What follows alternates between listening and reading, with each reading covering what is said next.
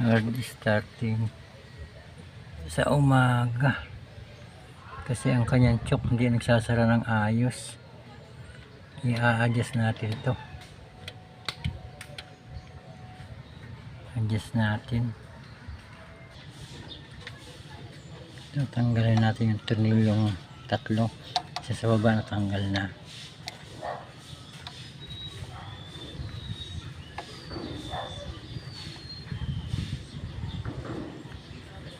Ito na lang dalawa para ma-adjust natin yung choke nya kasi hindi na siya lumarapat ayan, kailangan niya i-adjust kasi yan auto choke yan. Itong isang ito yan sa auto choke, itong isa ganyan lang ang bukas. Ayan, ganyan lang pag ini-start, ganyan lang bukas sa gumagana. Ito hindi pa gumagana kasi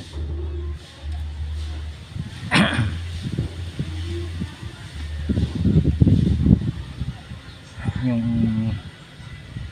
under niya dapat ay mainit na sa kanyang bubuka ng todo. Yung mga nasa kalahati yung temperature gauge.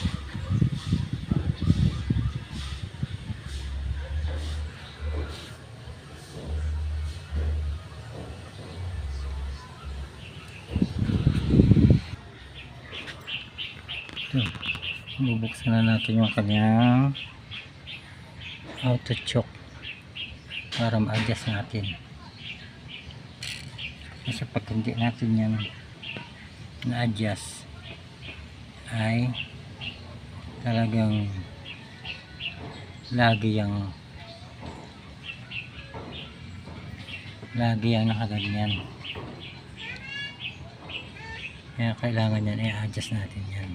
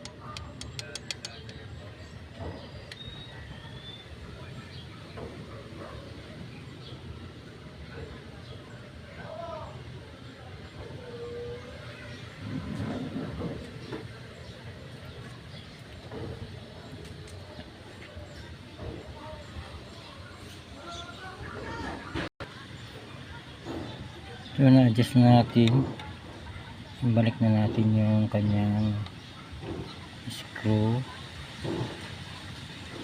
para matesting natin. Yan nakasara na siya ng ayos. Magbubukas lang yan ng full throttle kapag mainit na, pero pag bagong start pa lang nakaganyan lang yan.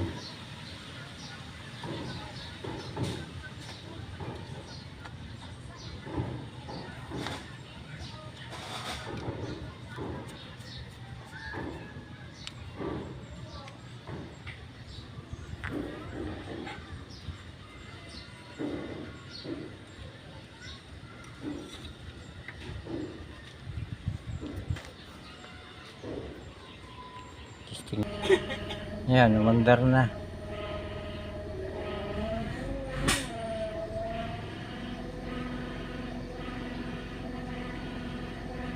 In-adjust ko lang yung auto choke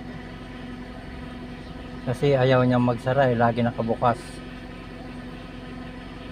Naka auto choke yung isang choke valve.